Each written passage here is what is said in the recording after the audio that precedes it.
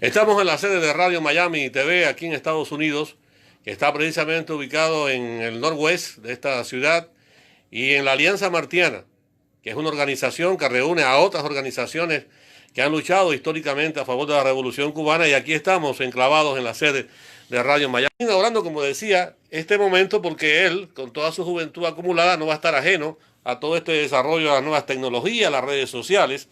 Pero el tema de hoy es un tema que anda en los últimos días, como dijéramos, el pollo del arroz con pollo, que es la Constitución cubana, la nueva Constitución, que se llevará a referendo el próximo 24 de febrero. Ha pasado realmente muchos años de la famosa y conocida Constitución del 40, y queríamos comenzar por ahí con usted, Max. ¿Qué edad tenía y qué nos pudiera decir al respecto? Bueno, yo era muy pequeño, 10 años de edad, pero por razones quizás de los ancestros de mi familia, la política siempre me interesó. Entre ellos, lo que acontecía en Cuba en aquella época, gobernaba Fulgencio Batista en su primer mandato constitucional en este caso, y se había convocado una convención constituyente, que era lo que en definitiva marcaba la diferencia de la Cuba de antes a la Cuba que vino después. Y esa convención constituyente se inauguró en el Capitolio Nacional, en la sesión de la Cámara de Representantes, en ese hemiciclo. Y este tío mío, Rafael Menéndez, que fue expedicionario de Jibara y que fue para mí, cuando yo era tan pequeño, el introductor en la vida política cubana, me llevaba todas las tardes al Capitolio. Yo vivía en La Habana Vieja, y me llevaba al Capitolio, y desde las galerías de arriba del hemiciclo presenciábamos los debates de la Constituyente, donde participaban distintos partidos políticos y de alguna forma era un mosaico de lo que era la Cuba de entonces.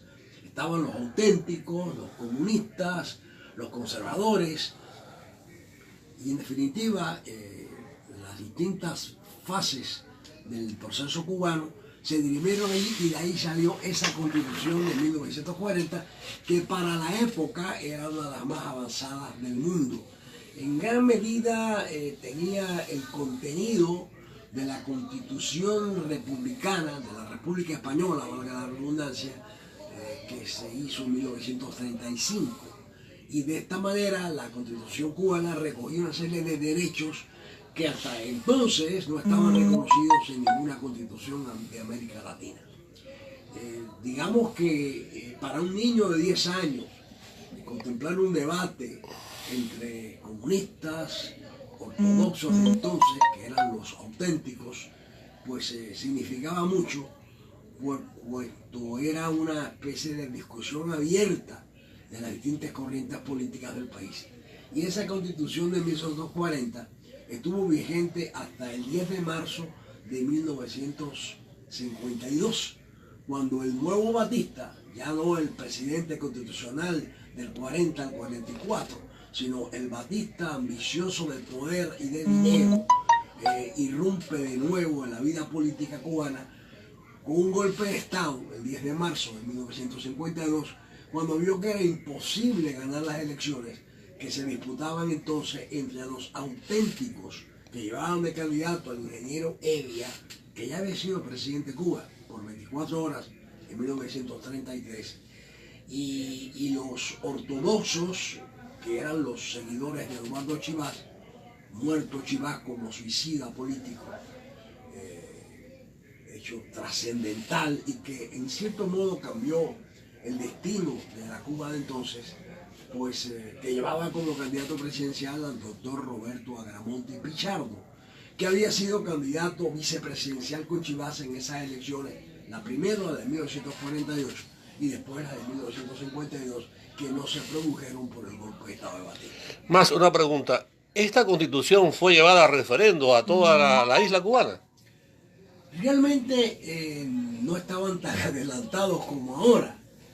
Y la participación ciudadana no fue a través de un referéndum, sino más o menos había una inquietud por conocer qué se estaba discutiendo en ese hemiciclo del Capitolio Nacional.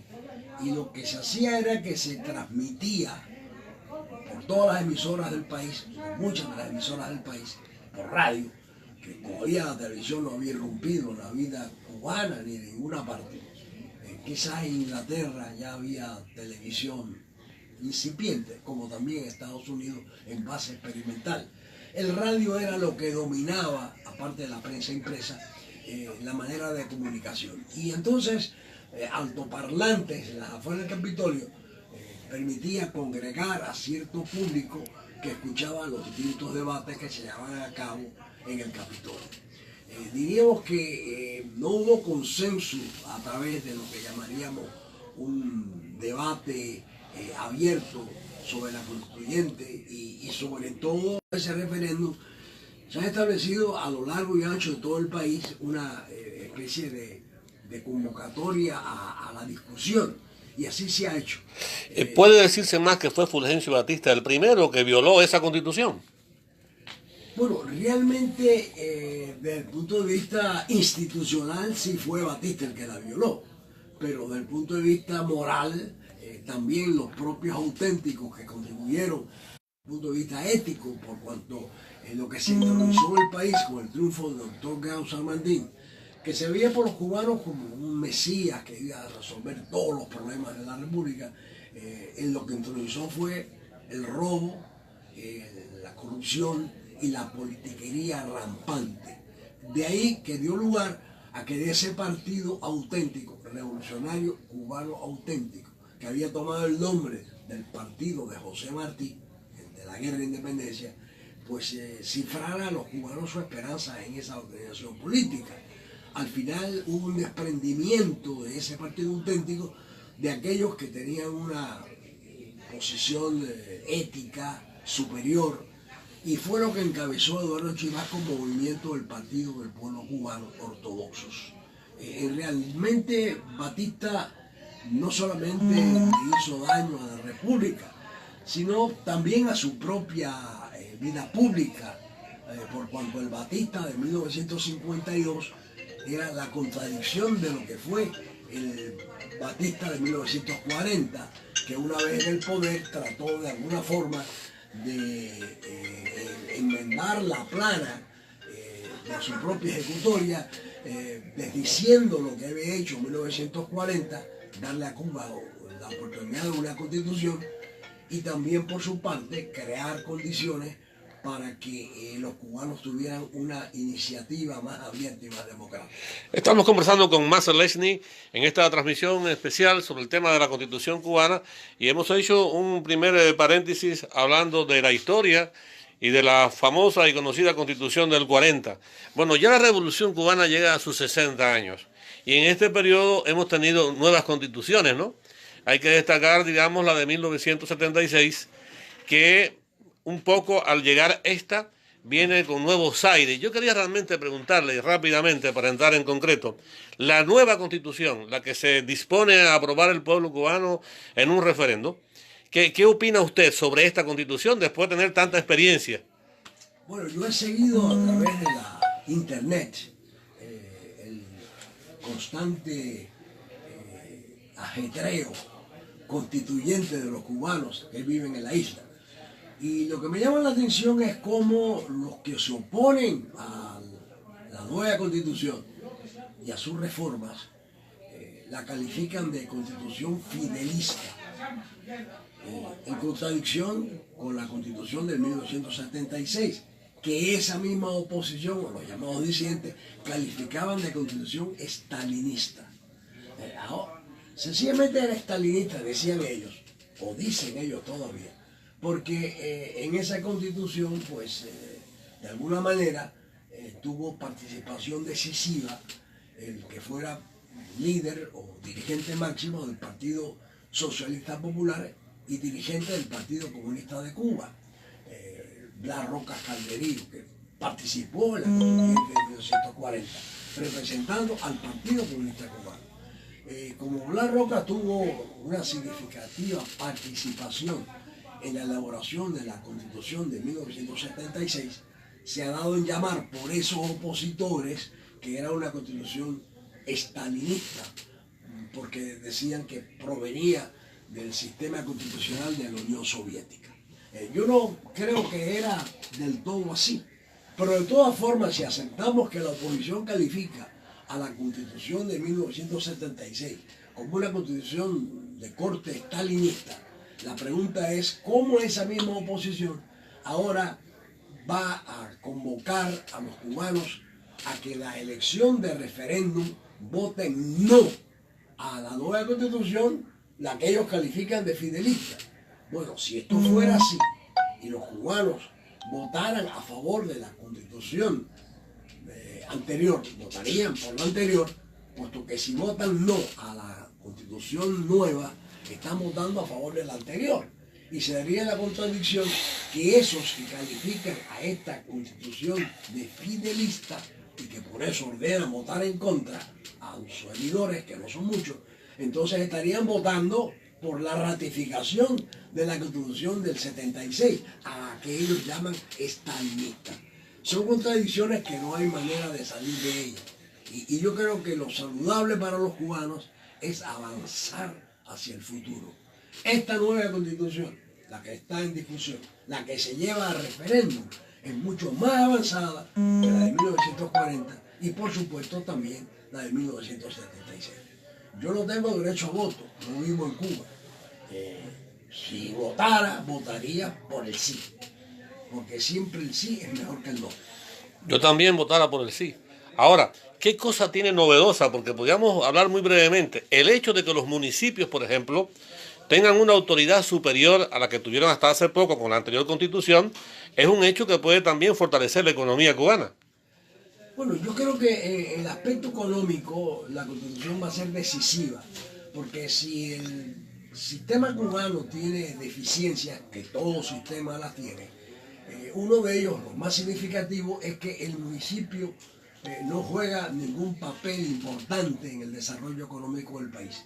Y con esta nueva constitución, el municipio sería la base fundamental de la sociedad cubana, participando el ciudadano más directamente que de una forma del sistema del gobierno central, tomando todas las riendas del poder. Este nuevo sistema que se va a inaugurar con la Constitución de 2018, bueno, 2019. Esta es la Constitución del 19. La Constitución del 19 tendrá una mayor apertura a la base popular. Y creo que eso es bueno para el país. Además, tendrá la figura ahora de un primer ministro. O sea, se está hablando, se aprueba a partir de ahora, ¿no? Yo creo que también eso es una innovación interesante. Porque en el sistema cubano actualmente, claro, no hay que olvidar que también la Constitución del 76 reflejaba la impronta de la presencia del líder de la revolución, cuya historia personal, su historia política y sus actividades llevaron a concentrar bastante más el poder que en un sistema anterior. Y creo que eso pues es excepcional. Fidel murió y con su muerte quedó atrás todo un proceso. Y ahora los cubanos tienen que entender que el país tiene que ser gobernado por cualquier hombre apto para el cargo. Ya no hay excepcionalismos. Por lo tanto, si el presidente Díaz-Canel es el que emergerá como el nuevo presidente de Cuba, de esa constitución, pues evidentemente él es un mortal igual que otro cualquiera. De manera que la constitución contempla que hasta el más simple cubano pueda ser presidente de la República con el equilibrio que da un parlamento activo, un primer ministro y un consejo de Estado. Creo que de esa manera los cubanos tendrán mayores oportunidades, inclusive hay más derechos que las anteriores constituciones, sobre todo la del 76, cuando se habla del habeas corpus, que es una especie de instrumento legal que protege la libertad individual del ciudadano. Bueno, hay que decir que en el tema de la continuidad, que lo ha planteado en más de una ocasión, el propio Fidel lo planteaba, casi siempre, el tema de la continuidad, porque la revolución realmente es consecuencia de una sola revolución desde 1868 y después cuando se preparó la otra guerra necesaria por Martí. Dentro de unos años ya no estará Díaz-Canel, ¿Se imagina cómo va a ser el nuevo presidente después de Díaz-Canel? ¿No se lo imagina usted? Porque si este, digamos, es tan pegado a las nuevas tecnologías, tan pegado al pueblo, armando iniciativas, en contacto con la gente a través de las redes sociales, ¿cómo será el próximo presidente? Porque aquí hay un empantanamiento en Miami. Todo el mundo habla aquí del castrismo. No se han dado cuenta realmente que están empantanados y que en Cuba ocurrió una revolución donde no solamente los Castros, sino todo el mundo intervino. Mira, yo considero que la mejor constitución es aquella que permita que el ciudadano más simple pueda ser presidente de la República. Y yo creo que vamos por ese camino. Esta nueva constitución no es hecha a la medida del presidente actual. Es para el siempre, para el futuro, para el destino. Yo no digo que no vaya a haber otra constitución de aquí a unos cuantos años, pero creo que los instrumentos legales que emanan de esta constitución evidentemente permitirán a los cubanos ser más participativos en los destinos de la nación y por lo tanto más abierta y más democrática la sociedad cubana de hoy. Usted es el director de Radio Miami, que le hemos puesto en las redes Radio Miami TV sencillamente para incorporarle nuevas cosas, imágenes y hacerlo un poco más moderno, ¿no? Pero actualmente hay una campaña muy fuerte, mediática, en contra de lo que va a ocurrir el día 24 de febrero en Cuba, que parece que no está acostumbrado a la victoria cubana. ¿Cuál sería el diseño realmente para los medios que hoy tenemos la tarea, diría yo, de exponer la verdad? Porque además Radio Miami dice justamente eso, que es una tribuna de la verdad. ¿Cuál sería la estrategia? ¿O cuál es realmente? Bueno, realmente en el mundo real no es siempre el mundo de la Internet. No te olvides que las nuevas tecnologías permiten que la mentira repetida 1000 veces se convierta en verdad.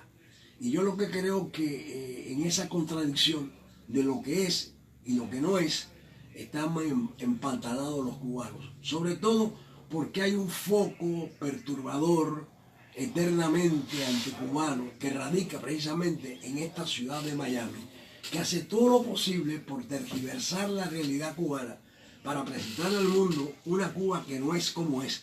No digo que sea perfecta, no digo que sea mejor, sencillamente no es lo que es. Que esto es muy importante señalarlo.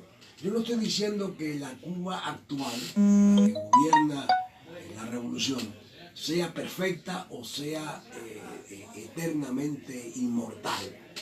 Todo pasa y todo cambia. Pero lo que sí creo es que la imagen que se le da por estos opositores manejados por los hilos tenebrosos de los proimperialistas es una Cuba que no es la verdad.